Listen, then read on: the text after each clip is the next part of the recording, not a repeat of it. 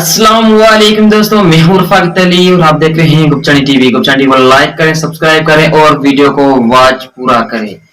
आज क्रिकेट की वीडियो में मैं बताऊंगा आपको इंग्लैंड के फास्ट बॉलर ने स्टन ब्रांड ने टेस्ट क्रिकेट का महंगा तरीन ओवर साबित कर बुमराह ने बिरान की गेंद पर 2 छक्के और 4 चौके लगाए। एक ओवर में एक सिंगल भी लिया। इस ओवर में एक छक्का 9 बॉल पर भी लगा।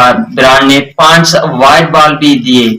इससे पहले पर सबसे ज्यादा रन स्कोर दिए। इससे पहले कबल बिरेन लारा, जॉर्ज बेली और महाराज ने एक ओवर में 28 स्कोर किए थे, जबकि शाहिद अफरीदी ने भारत के खिलाफ जारी टेस्ट में हरभजन सिंह के खिलाफ 27 स्कोर बनाया था।